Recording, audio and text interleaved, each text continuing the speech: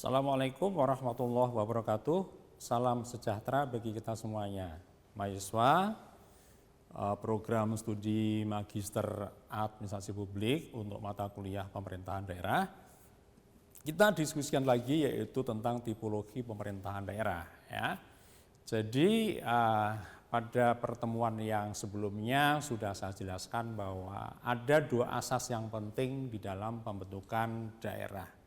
Daerah otonom menggunakan asas desentralisasi, kemudian wilayah administrasi menggunakan asas dekonsentrasi. Begitu juga untuk instansi vertikal, itu juga menggunakan asas dekonsentrasi.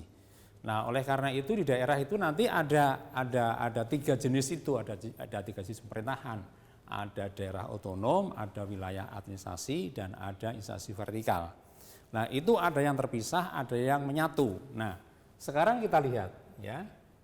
Jadi nanti terbentuk yang pertama adalah disebut namanya prefektoral terintegrasi.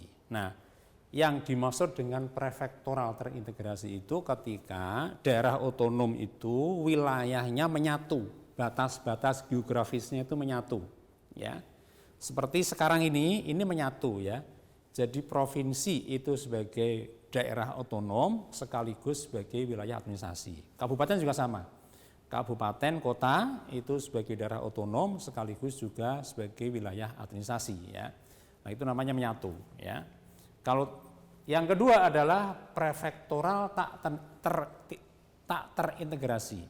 Jadi itu daerah otonom dengan wilayah administrasi itu tidak sama ya, daerahnya tidak sama, kemudian juga pejabatnya tidak sama ya. Contohnya di Perancis itu ya ada daerah otonom namanya departemen ya, ada wilayah administrasi namanya adalah arrondissement. Nah, itu enggak sama ya. Jadi pejabatnya beda, wilayahnya juga beda. Nah, itu contoh adalah prefektoral tak terintegrasi.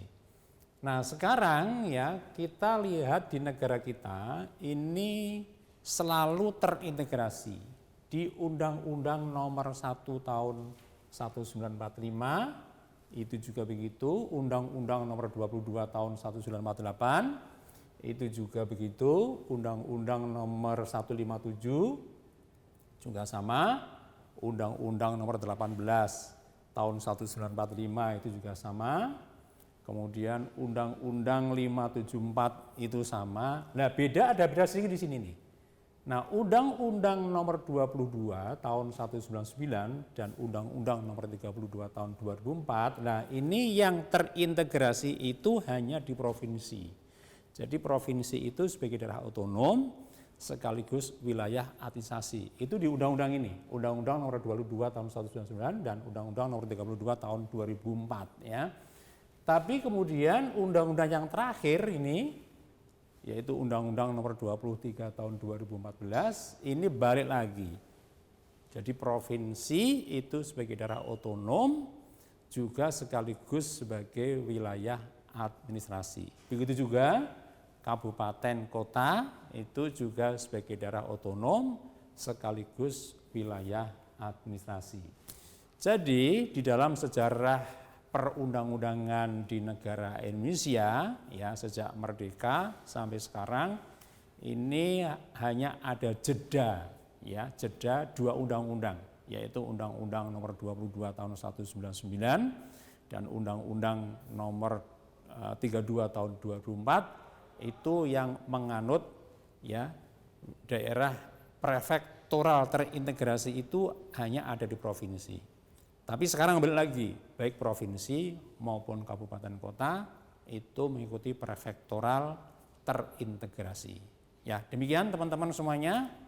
Untuk lebih jelasnya silahkan dibaca modul. Sampai berjumpa pada pertemuan yang akan datang. Terima kasih.